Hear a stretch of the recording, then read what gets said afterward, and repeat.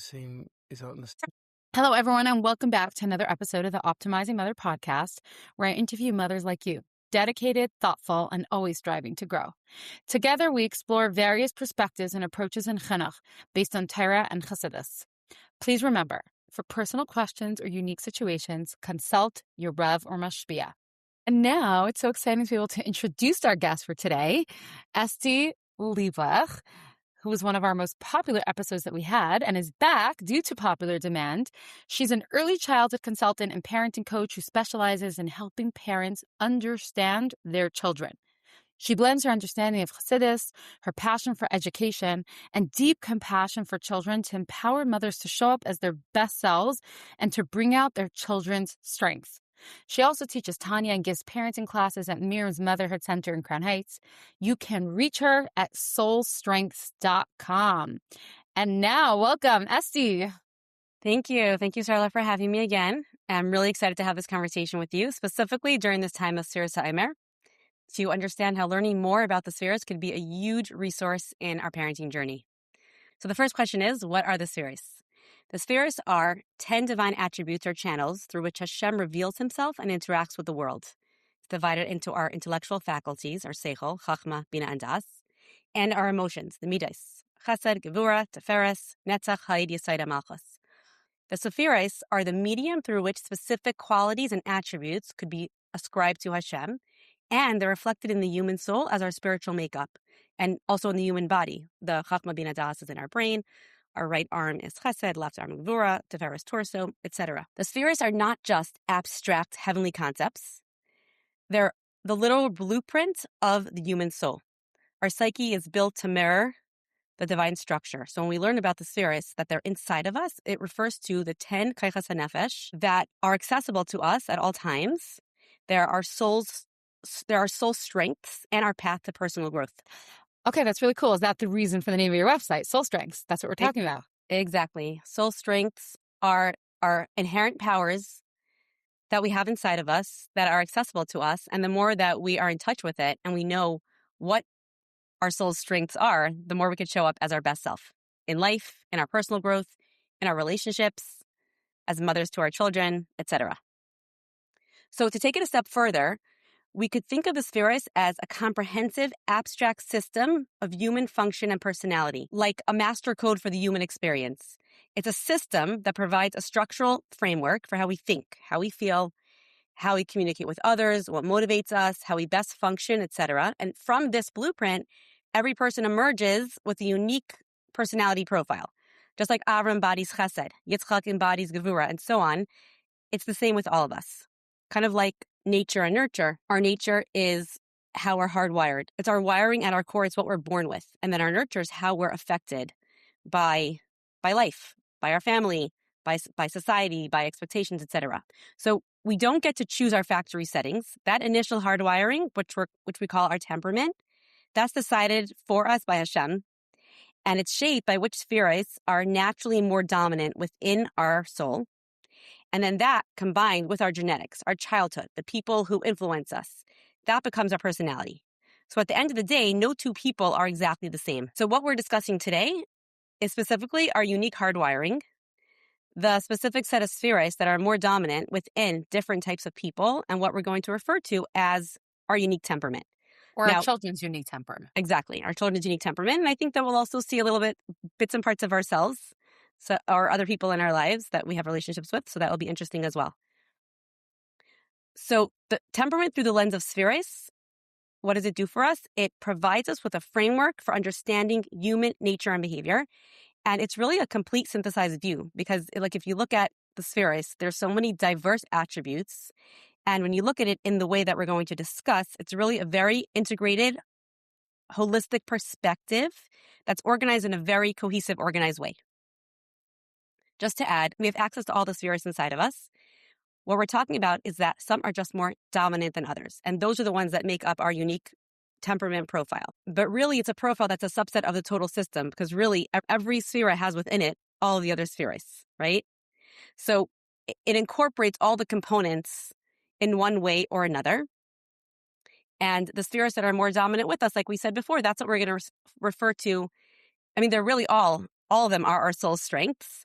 but we're going to focus on the unique specific ones. So our unique set of strengths and abilities, and also realizing that our greatest challenges and our greatest strengths are often the flip side of the same coin.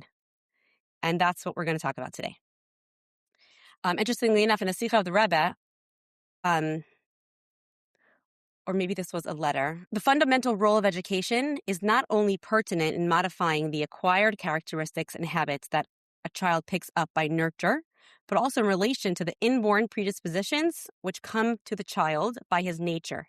Here, too, the child must be educated and his natural conduct must be modified with a strong and positive involvement on the part of the parents and the teachers.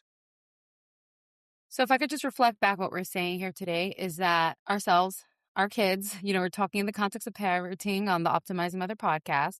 So their nature and their inborn, predispositions, like in the same family, all the different kids with all their different personalities are because of the spheres that they have most dominant within them. And that's what we want to understand today, like temperaments, how they're reflected in the spheres, understanding them, and also understanding, you mentioned, like every positive also has a negative and vice versa. Yeah, a kid's strong point is their weak point and their weak point is their strong point. And I think the older we get, the more we see that. So my question to you is, you're a parenting coach, right? And obviously you're very passionate about it if you want to talk about this on the podcast today. But how did you get into this? Like, and what's our goal? Like, we're talking to the mothers here. This isn't just like theory, like spheres class. Like, we're not just trying to go into like, save their styles just for no reason. Like, we're here for Chinuch, and I'm curious, A, how did you get into it? And B, what's your hope in discussing it with all the mothers here today? Great questions. So first, I need to thank my aunt, Esther Friedman from Kansas. She took the time to explain to me how temperament aligns perfectly with the spheres. She was helping me understand my children better, and she is a certified temperament coach. And then she encouraged me to study it because I was already working with parents of children. So she works with young adults and couples to help them understand each other, and she encouraged me to work with parents of children. So once I saw how relevant and how practical this was and how individualized it was for each of my children, and then she taught me how it's connected to the spheres, and that just really blew my mind and opened up an entire new way of viewing things. The spheres are so nuanced and it never gets boring. There's always more and more and more to learn in Chesed about the spheres. And back to your question about, are these lofty concepts? On the one hand, yes, they're lofty concepts. On the other hand, they're meant to help us and inform us and let us present ourselves and express ourselves in this world as our best selves. So we could take this lofty, abstract idea of spheres, and what I'm trying to accomplish today, our goal is to make it really practical, so that we have a better understanding of our children and of ourselves, possibly in the process as well. And that when we have that understanding of children come to trust that their parents know them deeply, and that their parents see their strengths, and that they understand their challenges, and that their parents have their best interests at heart. And then that's when they're willing to hold our hands as we help them go out of their comfort zone and really learn to become the best version of themselves. That's our goal.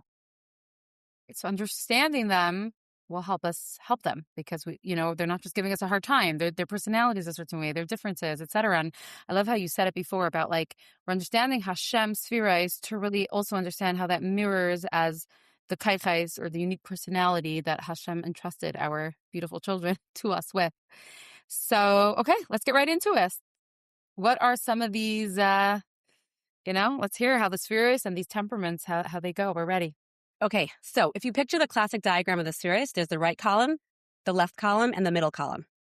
Avram personifies Chesed and also represents the right column. Yitzchak personifies Gevurah and represents the left column. Yaakov personifies Sefiros and represents the middle column. Under the middle column is Malchus. Malchus is the extension of the middle column. And in this framework of the three kavim, of the right, the middle, and the left, Malchus personifies Yosef.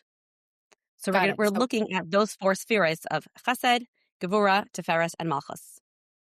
Got it. So it's interesting. Now, I noticed you said in this framework, because in other places, maybe Yosef is other things, as you said, but here in this framework, it's Malchus. There's four.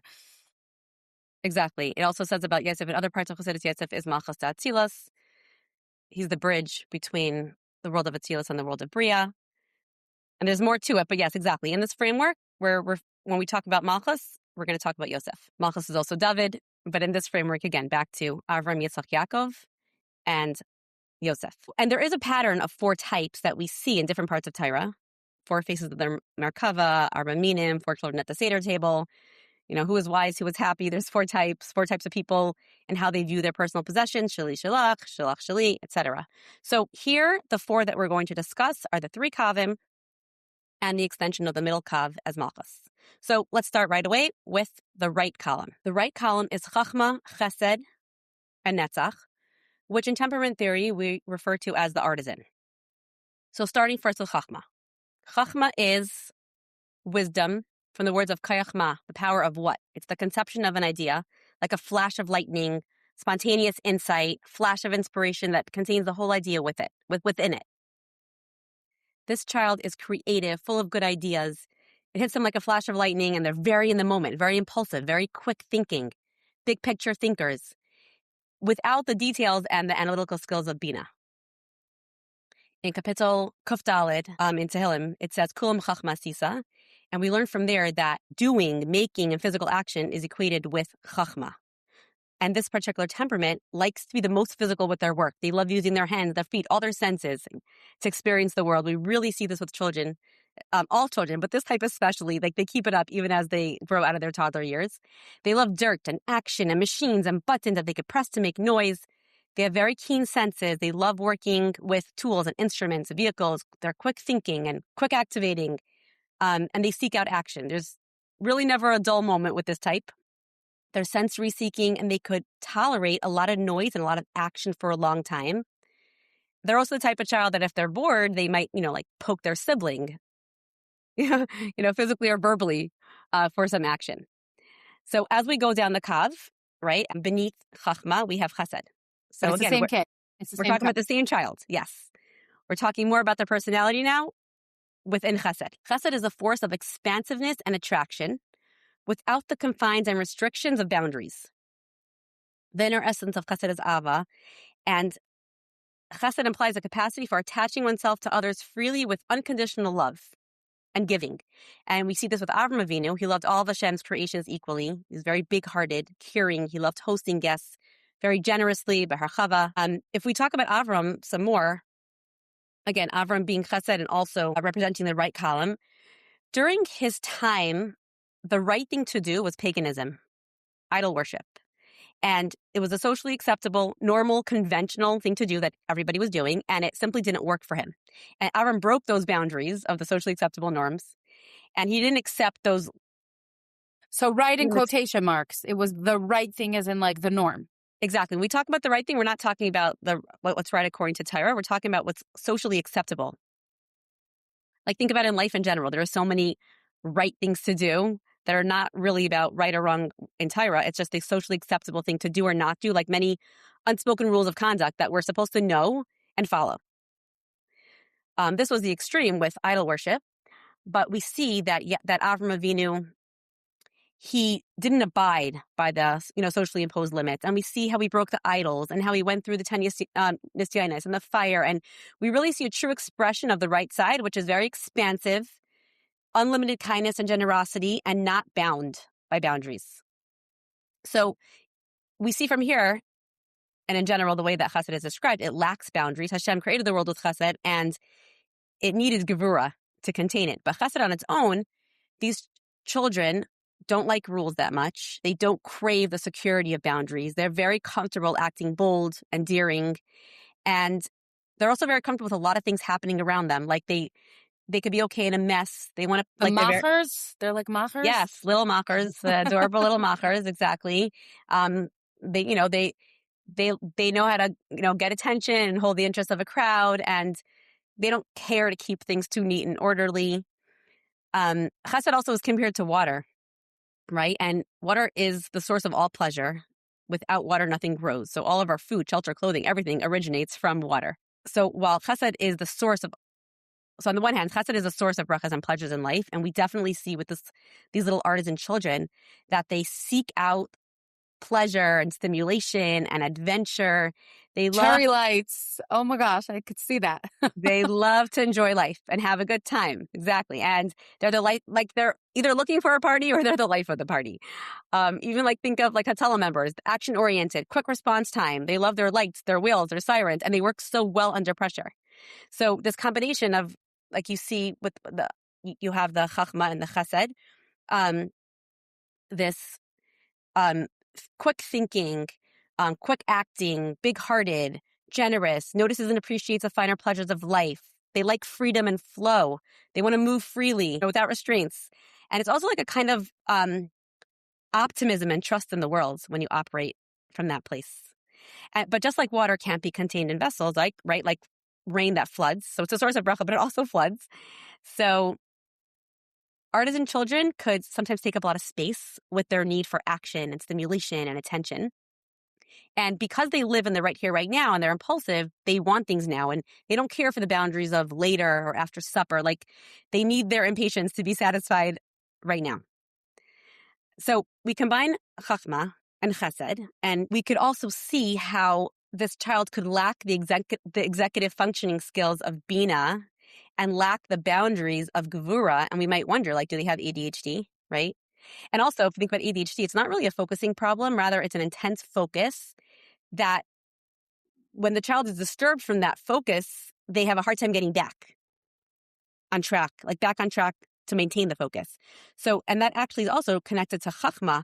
It's an intense that intense focus actually comes from Chachma as well, that need to be able to like focus on the concept without being disturbed so it doesn't like disappear as quickly as it came. This artisan child, they know how to get from point A to point Z, but it's not necessarily following the linear process that the Bina Gevurah child will follow, and we'll get into that soon.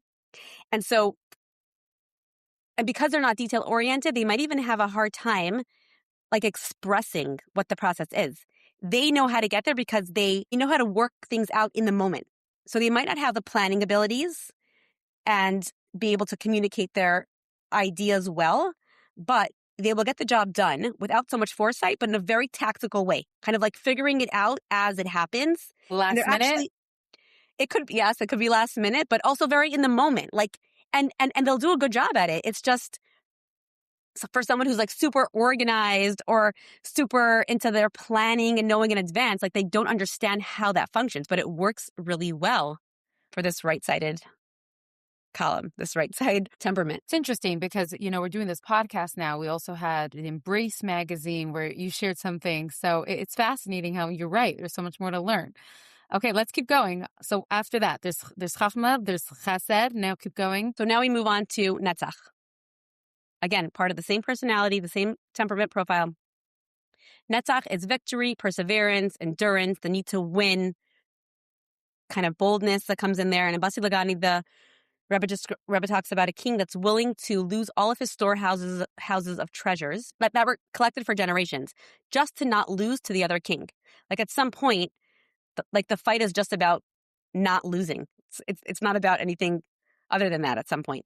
And we see this very much in this child where they have a need to win. And if they're challenged, especially in front of an audience, like in front of their siblings or in a classroom, the child's netzach is activated and their behavior will get worse very quickly. Like we could say that they're losing all privileges and take things away from them. It doesn't really matter. Once they're in a netzach state, their need to win is so strong that it doesn't really matter what they lose in the process. They will act as if they don't care and they will just keep going. So if they're in a store, if they're in public, if people are watching, they have a much harder time like subduing that netzach that's so activated. So if you recognize your child in this, should you then try to make sure that if there's something going on to move them to the side or not do this publicly? If possible, absolutely, yes. In a way, we're going to get chutzpah, possibly, if it's done in front of other people. Sometimes things have to be said in front of people, but also if you say it confidently and you don't keep engaging and you walk away, there's more of a chance that the netzach will slowly come down. But I remember once a teacher telling me about an artisan child who reacted with chutzpah, and they were surprised. They commented like it was the first time that this child was being chutzpahdik to them. They'd never experienced that before. And then I thought to ask, wait, was this in front of other people? And yes, it happened in front of other people. And that kind of like just activates this netzach quality. And it could be very bold and in your face. And sometimes as adults, we kind of fall into that trap where it's like netzach against netzach, and now it's just a battle of wills. So this child, they need boundaries, but not power struggles, and they need very confident leadership.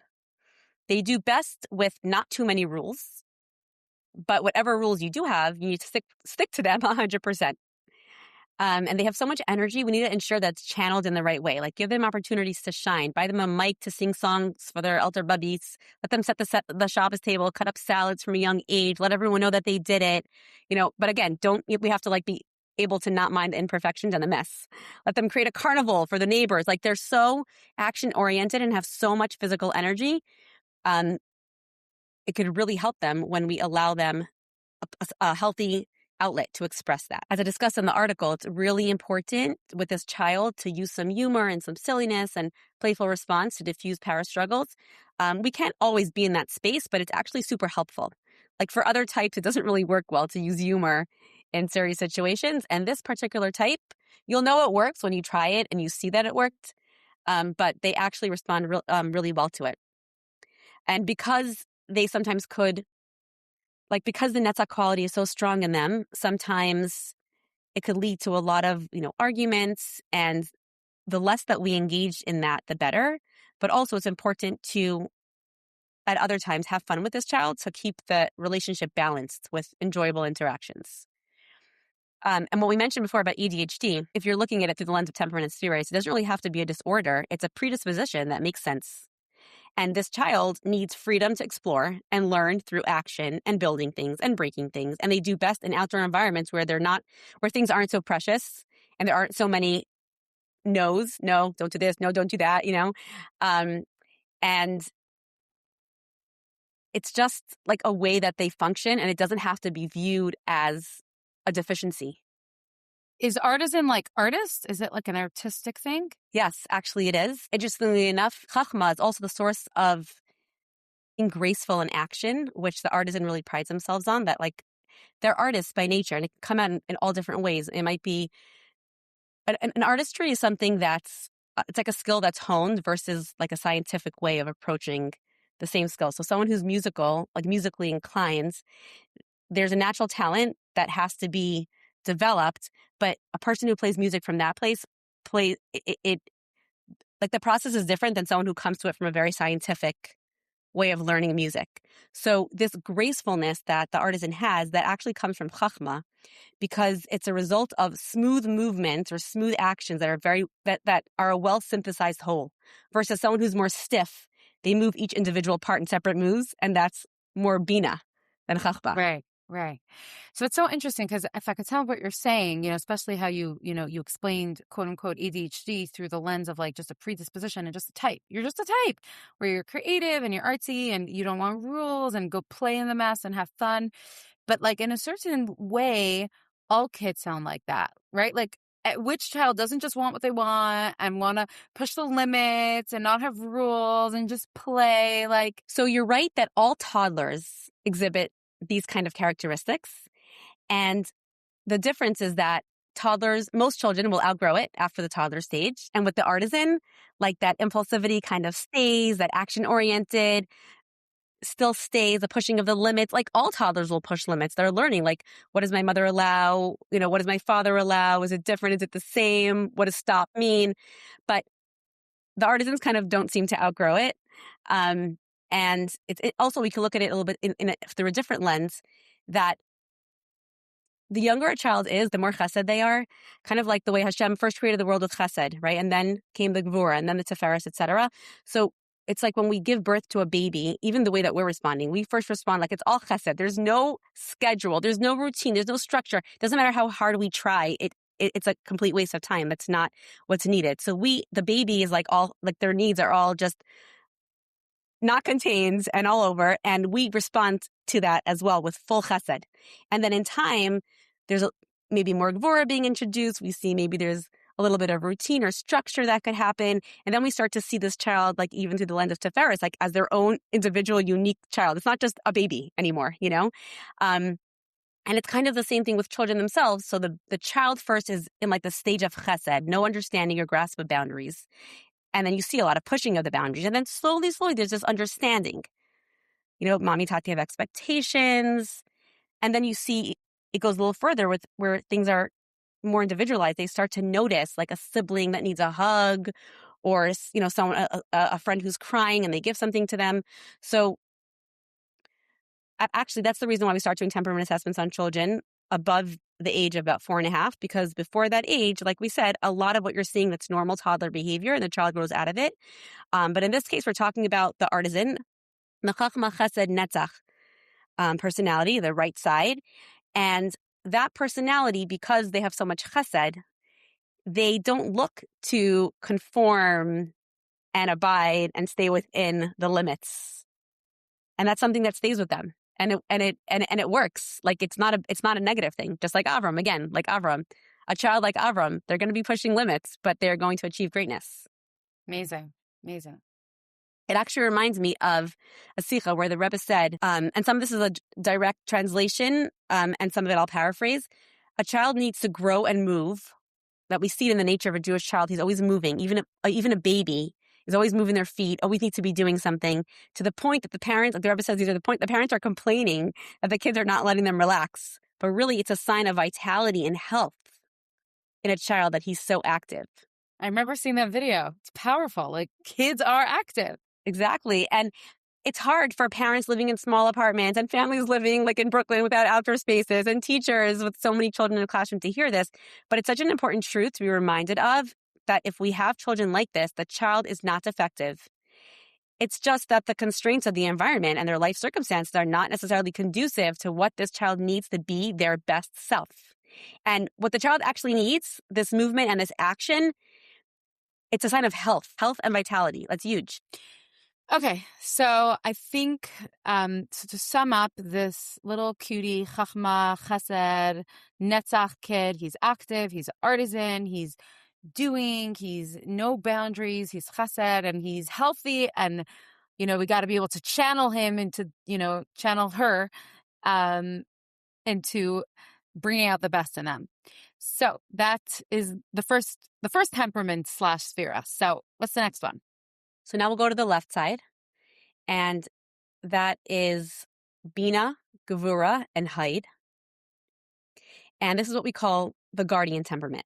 So the left side, compared to the right side, is contained, restrained. It's inner focus versus expanding outward. And starting with Bina is the ability to think logically, to analyze information. It expands on Chachma with all the details needed to fully understand the concept.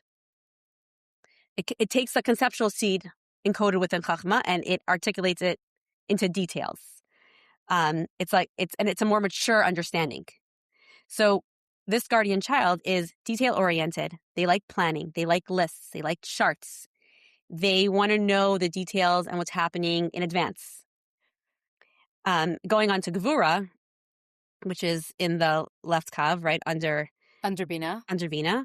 Gevurah was introduced to contain Chesed, right? So Gevurah expresses itself with restraint, containment, boundaries, limits, structure, discipline, routine.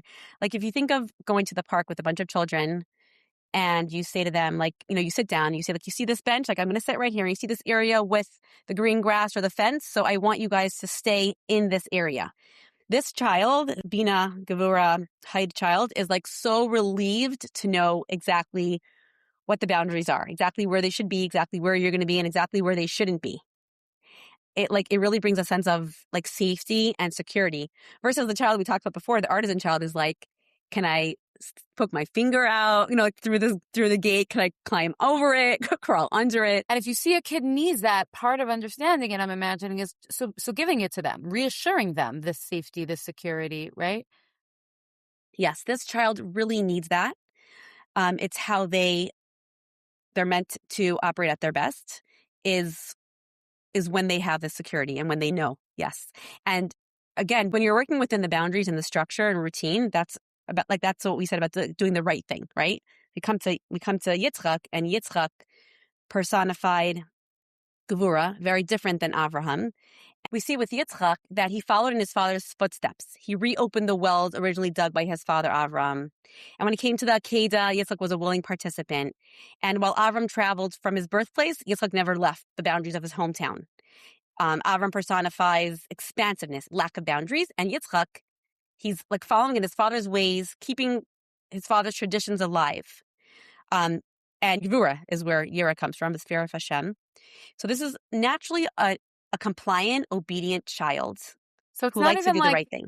they like to do the right thing. It's like inherent to them. It's almost like unfair when we like, I'm thinking for myself, like I'm getting upset at a kid who's not naturally compliant. Hashem didn't make them that way. Like it's understanding that some kids, their hardwire is they're going to be that goody-goody. That's not their choice even. Yes, this child really wants to please his parents and teachers. He wants to do the right thing. He wants to cooperate. And yes, they weren't trained to be this way. It's their natural wiring, their natural hardwiring. And then we come to Hide. And Hide is acknowledgement, gratitude, a kind of acceptance. It's sincerity, humility, devotion, splendor, pride. There are a lot of different kinds of words that describe Hide. And the splendor of Hide actually comes from the orderly, beautiful functioning of the universe. Like it's an appreciation. Like when we look around and see such beauty in the world, it's because there's some order. And that's the splendor of Hide. So what this looks like in relationships is showing up with devotion, reliability, consistency, being of service. It's like the companion power of Netzach, but while Netzach is forcefully overcoming opposition, right? Again, because it's the right side of expansion and pushing boundaries. And Hide is coming from the left side, which is contraction. So Hide stays within the boundaries. It conforms to the structures that are in place. And the inner quality of Hide is tzmimus, sincerity. So Hide really shows up in a sincere and steady way. So this child, this guardian, coming from a place of Bina, Gevurah, and Hide, they're detail-oriented. They're orderly. They're timely, dependable, reliable, helpful. They show up consistently. They're of service to others. They're devoted. And actually, like one of the challenges is, especially you see this with adults, that their devotion and consistency like could come to just be expected and taken for granted. Or you see this with children in the classroom also. Like sometimes it's the artisan children who the teachers will, make point systems for and charts and of course these guardian children might be like Talmud HaShavua more easily, but then there are still more of them that are sitting there and not being recognized for just like how good they are. And while you are saying that it comes naturally to them, they still deserve to be recognized for it because they really consistently show up in that way as adults as well. So they want to make sure everything is being done right. They also want to make sure that the rules are followed. Like if there's a point system and a prize system, it has to be fair, it has to be even. We have to follow the rules. Like the Gevurah child might be fine, like if everyone else gets ice cream, as long as they get the ice cream as well. Like everyone's happy, we're all good. This child is like going to defend the boundaries of din. Like whether to their advantage or disadvantage. Like the rule is the rule. The Chesed one is going to be okay if everyone gets it. Exactly. The Chesed one will be fine if everyone... Whereas like, no, you didn't deserve it. Yes, this child, the left side, the Gevurah child is like, yes, like, exactly. They're going to defend the boundaries. This is how the game works. These are the rules. Their need to know in advance, like what expectations are, is very important. And in some ways, they could be very like sentimental about the past and cautious about the future. Because when you're very reliant on clear boundaries and structures, anything new and unknown could just feel very stressful. Unlike the Chesed child who loves a new experience and you could just tell them on the fly, like somewhere new that they're going or something, like something different in their schedule, and they're totally cool with it. So again, we're looking at two really different ways of operating. The right side, the left side, they really function very differently. Neither one is better or worse. It's just a matter of like knowing like who these children are and how they're wired and what's important to them and what their needs are. Right. But the question is like, what's the balance between catering to the child's needs versus like helping them like grow past their comfort zone a little? In other words, maybe we're enabling the kid to just be so dependent on schedules. Maybe they should learn to be a little bit more spontaneous or something. Yes. So that's a great question. And it really requires a very nuanced balanced approach. Like it's not a question that I can answer quickly because really each situation is different. But the overall idea here is that we want to meet a child's needs, but we also don't want to accommodate their rigidity because that will only lead to more rigidity, not less. So when we're talking about their needs, the goal here is that every child has inherent needs. And let's say, for example, it might need more structure than we're comfortable providing, right? When we do provide that, the child starts to function better. They're calmer. They're more content. They're more regulated. And if we do that consistently for a few months, at least, in time, we start to build trust in the child. And now this child knows that she can rely on us. And her defenses and her coping mechanisms are lowered. And then we can actually take the child by the arm and lead them out of their comfort zone, slowly but surely. So for this child, if she falls apart from not knowing in advance, we're not helping her by making her learn how to deal with it. Like these days, that just doesn't build resilience in children. If this child could learn to rely on us, to let her know in advance what's happening, she'll start to breathe easy again. And we'll see that, like in time, we'll have the ability to say, listen, this week, we're going to be going shoe shopping one day after school. I'm not sure yet what day it's going to be. It depends on my work schedule. But I'm going to let you know the day you come home. That day when you come home from school, I'll let you know. Now, I know you like to know in advance, and this time I won't be able to. But I know I can remind you to take a few deep breaths, or you could say, don't worry, Ma, I got this. Like we're kind of looking for ways that we could influence our children to change slowly by building up their tolerance levels, becoming more resilient and less dependent on everything being just right all the time. But we really can't force it. We can't just make it happen without first giving the child what the child needs. Kind of like the same with the artisan child, right? The right side of the Chachma, Chesed, and Netzach. If we come on with too many rules too early, too quickly, and just want to force them to comply, we're going to get so much pushback and dysregulation. It's not really going to work. But if we give them more space and more freedom and be really careful about the rules that we have and not say no all the time, and maybe ensure that there's outdoor space for someone who could take them to the park, that's a child who actually has more ability to build their tolerance for obeying and following a structure and a routine and rules when it's necessary. Okay, so we spoke about the right side, which is like almost like one extreme, and the left side, which is the other extreme. Are we ready to talk about the middle? Yes. So the outer two columns, the left and right, actually make up about 70 to 75% of the population. And they're definitely character traits that you'll recognize within yourself or members of your family, friends, etc. Onto the middle column, the kav of Das, Sefiros, and Yesod. So this is personified by Yaakov. Yaakov personifies Sefiros and represents the whole middle column. And this temperament is what we call the idealist. Let's start first with Das. Das is perception, the kind of knowledge that gets integrated within us with a felt sense. It's embodying ideas fully. It's not just in our mind, it actually affects our emotions as well. So Das unifies the mind and the heart. It's the intellectual capacity that's connected to the emotions. We see in Torah that Yaakov, like when it talks about Yaakov, he has this great love for Rachel. He worked so many years to marry her. He kisses Rachel. He cries. He falls on Yosef's neck crying. We see a lot of expression of emotion.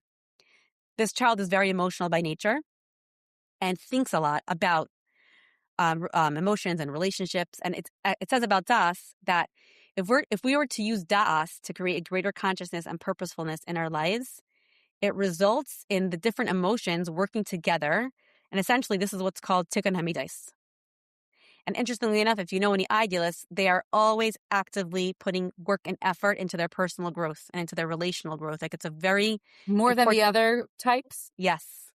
It's like from a young age, you'll see it and it lasts a lifetime. Like it's a constant journey for them. They're very, very committed to this. Again, it comes naturally. I think everyone at some point realizes that, wait, we have to perfect parts of ourselves and different relationships in our lives, especially our children. Like we're forced in the best of ways to really show up and go out of our comfort zone. But the idealist from a young age already is like just very interested in really interested in people and in bettering their relationships. So this child is very emotional by nature. And we go into Sefiros. Sefiros is the integration of the right and left side. It's Rachmanis, compassion, It's also balance and beauty. So we find with this temperament, this idealist child, they very much think about the other person and respond with compassion, again, from a very young age, and empathy. And this is a child who, when they're playing a game, just like any other child, they want to win, right? But if they win, that means someone else loses, and it actually makes them sad. So they really, they care about everyone and everything, including the animals and the little bugs on the floor and the plants and the trees. And They feel so much. they feel so much, and they show deeply feeling emotions towards themselves and others. Going down to Yesod. Yesod is foundation, communication. It's the connector of the Sefiros that precede it to Malchus. And this connector quality presents very strongly in relationships. Like the sphere of Yesod is also called tzaddik, interestingly, drawing compassion and goodness into the world. So you just see with this child, like connecting and relationships and harmony within all their relationships. Like they're interested in this, they crave it, they work towards it. Also in Kabbalah, Tiferes is the quality of MS, and the idealist really holds himself to a very high standard of personal integrity. So here's a child that naturally is emotional, spend time thinking about their relationships. They're very affected by relationships, meaning like of all the types, they're the most fragile in that if there are any relationships that are not harmonious, it's difficult. Actually, I'll give you a good example in the classroom. This child in a classroom, let's say there's a substitute teacher or a teacher that doesn't have good control of the class, and the kids are having fun. On the one hand, she wants to join because she wants to be part of things. She doesn't want to, exclude herself and stand apart. On the other hand, they're bothering the teacher, and the teacher doesn't like it, and she's so conflicted. That's a complete lack of harmony. That's very stressful. The other children, like the Chesed child and the Gevurah child, they're on different sides of the page in that classroom, but they're both they both know who they are and they do their thing. This child is really conflicted in that way because it's a lack of harmony, and harmonious relationships are essential to their well-being. So they need very safe attachments, trusting relationships. They really need to be seen for who they are, like to have that personal connection, like a teacher who just says hello to all the maidlach, like as a, without like looking at this child personally saying her name. That's really important to this child. And they need to be able to express their emotions and feel fully so that they learn to trust their emotions and their intuition. Because by nature, they have very strong intuition and they could trust their intuition. So this could be a little difficult I think in this generation, we're more open, but definitely in the last generation where if there are men that are of this temperament, like growing up as little boys who were quite emotional and very feeling, that might have been shut down. But this is a child that regardless of their gender, they're deeply sensitive and very feeling, and we need to give them that space for it. So we talked about 3 temperaments. The right side, which is the Chachma, Chesed, Netzach personality that we call the artisan. The left side, which is Bina, Gevurah, and Hod, which we call the guardian. And the middle kav, which is Da'as, Tiferes, and Yesod. Now, in the diagram of the kavim, underneath all of that, in the same middle row, underneath Yesod, there's Malchus. And in this framework where Avram personifies Chesed, Yitzchak personifies Gevurah, and Yaakov personifies Tiferes, Yosef personifies a Malchus. Now, what's something similar about this middle kav, the idealist child, but also the Malchus temperament, which we call the rational, what they have in common all the way from the whole entire middle is that they are abstract thinkers. So what that means very briefly is the majority of people are concrete thinkers.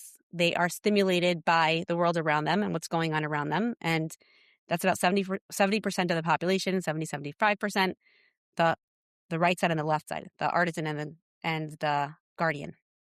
The middle kav, the idealist and the rational, are both abstract thinkers, and they are more stimulated by their inner worlds. They have a very rich inner world, and they're abstract thinkers.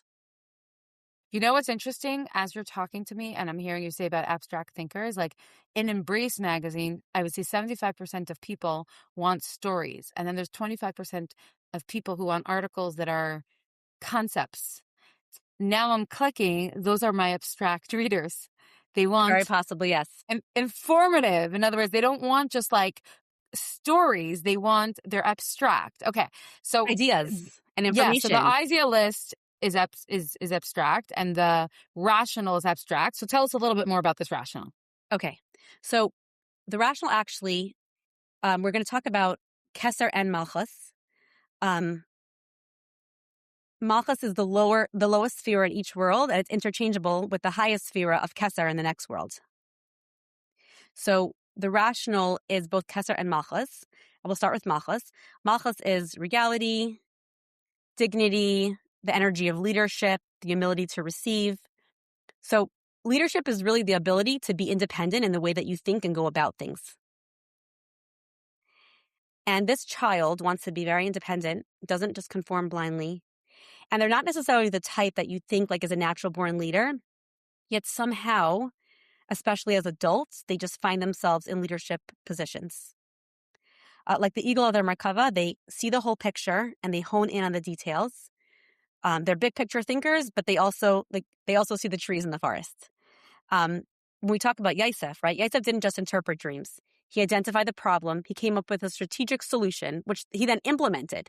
So that kind of leadership skill and that's the quality that this temperament has. Also, the full creative force of Yesod, which are the reproductive organs in the body, are implanted into Malchus. And Malchus takes from all the other Sefiros, and then it comes to conclusions after processing all of it. So you see that this type of child is very curious about everything, loves to learn new things, but asks a lot of questions, like in order to process all of it, and then comes back with more questions. And they can go off on a tangent because they made them think of something else, and they're making these great connections in their mind because they're very creative in the way that they think. So they're kind of like absorbing a lot around them and coming to their own conclusions and novel ideas about things. Keser is ability to hold paradox. It's thinking abstractly that comes from Keser. It's not just what you see in front of you; it's also what's hidden.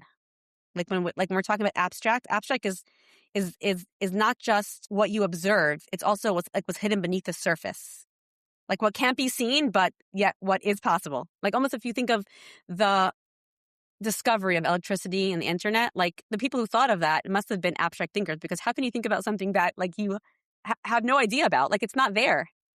You don't see it. So this child is busy thinking and imagining, analyzing. They're in their head a lot because they're abstract thinking, and they could be seen as daydreamers. They have a very rich inner world that parents who are not of the same temperament don't really understand or realize like is so strongly present for this child. And back to Yosef. Yosef had dreams. It was very abstract. His brothers didn't understand it. He was misunderstood by them. He also had that special connection with Yaakov, like being in this framework in the middle kav. Malchus being right under your side. And you see that like when his brothers came, he showed no emotion, even though he felt such deep emotion. This rational child is very logical and doesn't show a lot of emotion on their face, but they actually feel very deeply. So sometimes parents are like, why is this child like so serious? Or like in classrooms, I've had teachers say like, this child is just not happy. But if I observe the child, I'll see like a twinkle in their eye. They're just not going to like act out the Purim story in a silly way because they're like a little bit more serious than that and maybe feel. How can we get to know their inner world? Would they share it? Yes, if you're interested, they will absolutely share it.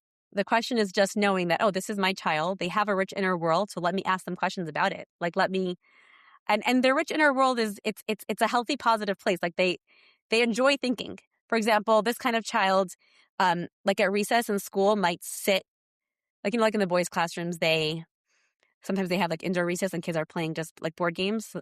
So this child might be perfectly content just sitting and like eating a snack and observing. And the teacher might be like, what's wrong? Like, why aren't they socializing? But this child just learned so much and they have to process all of it because they can't just swallow information whole and spit it back. Like it all gets chewed again and again. Like they're thinking.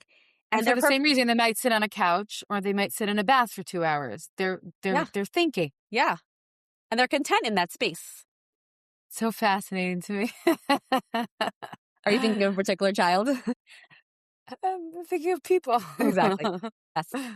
Oh, So they have a very rich inner, they're not looking to fit in, but they're definitely not looking to stand out either.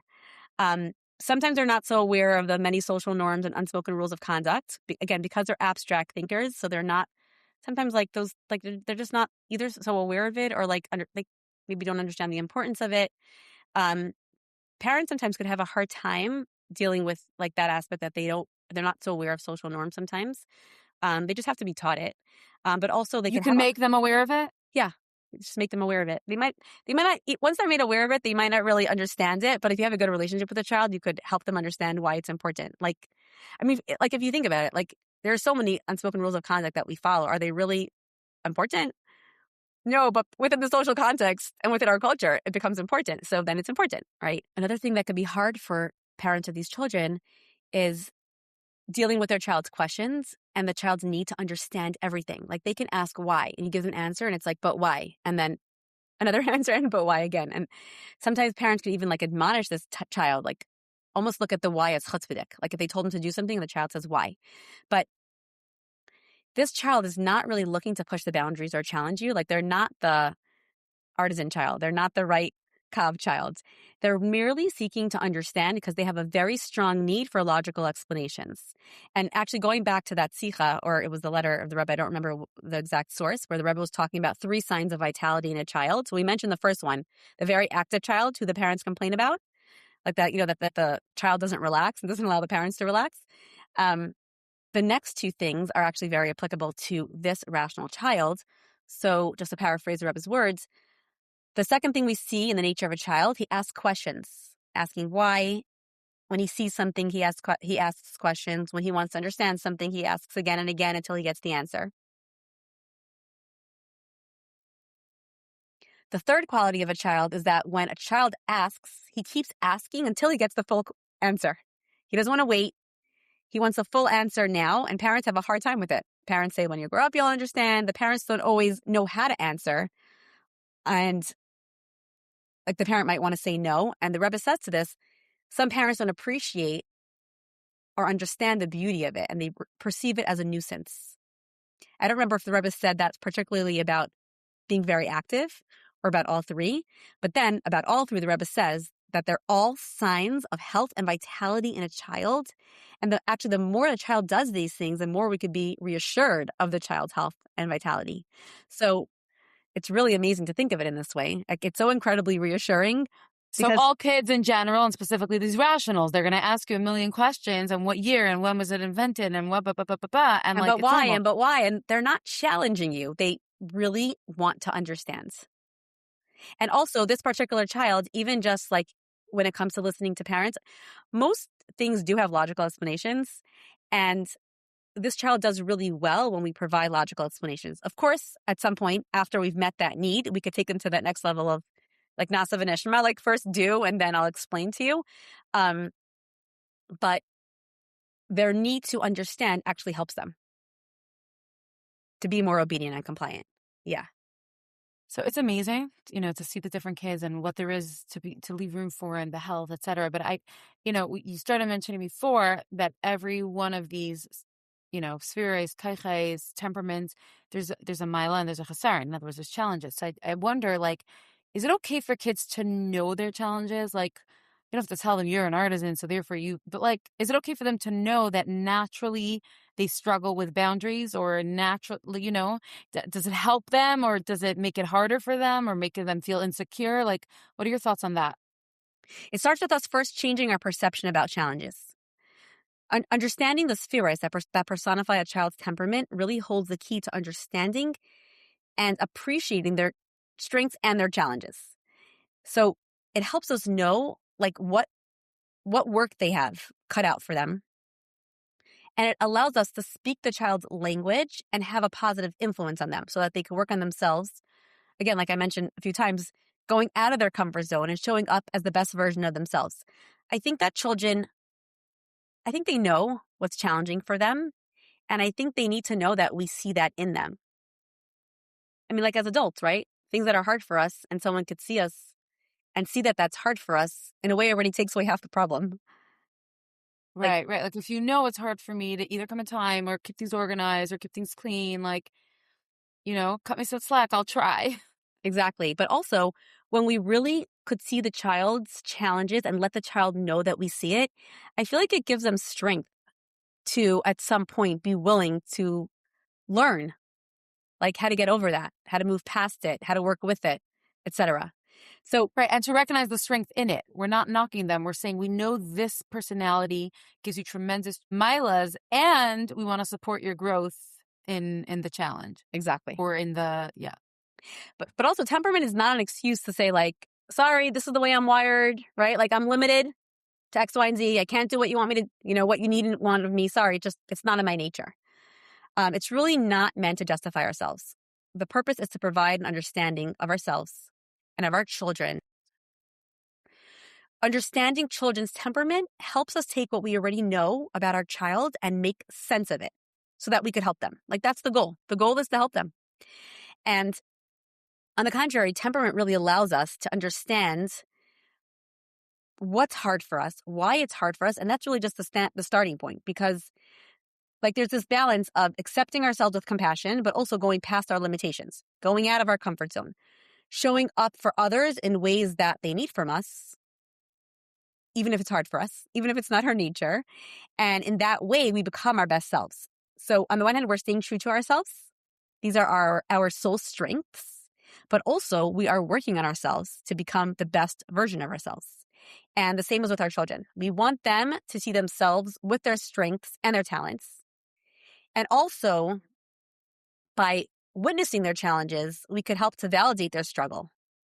And then with that understanding comes trust and the ability for the child to hold our hand tightly and trust us to help him move through whatever challenges he has and to come out better and stronger for it. And to sometimes even adopt a second nature. Things are not like of the spheres that are in that kav.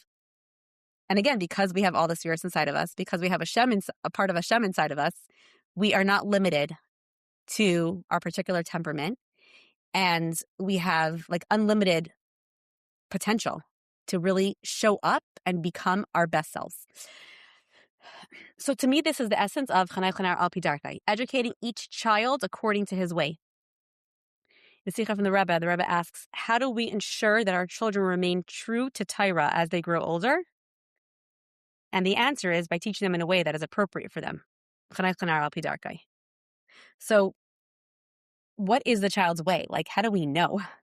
What is this child's way? And we see when we comes to parenting, we have different children born of the same two parents, and yet they're so different. You have extrovert, introverting, daring, sensory seeking, like attention seeking, sensory avoidant, highly sensitive children, calm children, children who cry a lot, children who are naturally responsible, super inquisitive, super orderly, super messy. And sometimes we think that we could mold this child like soft clay and turn them into exactly who we want them to be.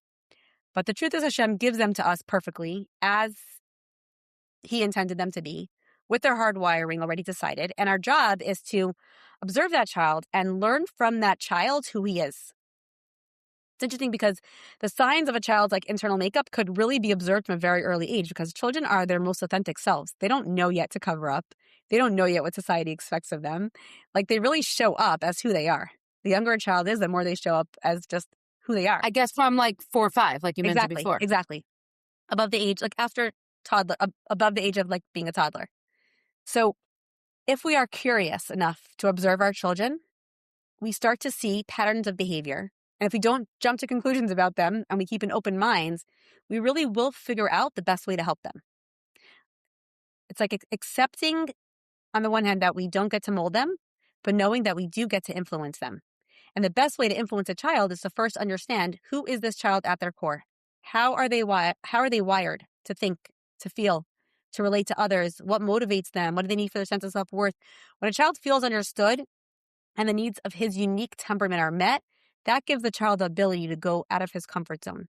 First, so what we're essentially trying to do is, first we want to meet them where they are. And then we could lead them out of their comfort zone to be, I keep using the same words again, to be their best version of themselves, but I feel like that's really what it's at. I feel like that means the mila of their personality with as little as possible of the chesaron of it, which means the balance of the other one. Exactly. And again, we're not looking to knock something out of the child. We can't, if we knock the bossiness out of a child, we're knocking their leadership abilities. Right. If we're knocking But the they could daydream, learn how to lead without hurting people. You know what I mean? and that's Or exactly what we want to do. Allow them to become the best leader without maybe being bossy or knowing how to delegate or knowing how to talk politely at the same time. So if we look at it in that way, where the strengths and the challenges are so interconnected, any challenge really has a side to it that is something positive that the child has. And that's their soul strengths. And that's what we're looking to really help the child lean into and shine in that way. it's amazing. So if you had to wrap everything up that we've been saying, this whole idea of the 4 temperaments and the Sefiros and, how we want them to each, be accepted and go past their comfort zone, like, what would be your takeaway message for mothers? Like, what are you, if they had to walk away with one thing for today, what would you hope that would be? On the one hand, it seems very lofty and abstract and not so relevant or relatable. On the other hand, we know it's Sefiros, and every day we're supposed to be working on ourselves and perfecting ourselves according to the Sefiros. So when we individualize chinuch according to the ways of the child, we start to see that things fall into place. Parenting is never easy and it's never simple, but when we have a framework and a deep understanding of children, and we can meet the child where they're at and they feel that from us, it really creates strong bonds, deep relationships, and it makes all the difference in our parenting. Beautiful, beautiful. Thank you so much for taking time out of your busy schedule for us. Thank you, mothers, for listening, and hope you enjoy, and please share. Thanks for being here, Estee.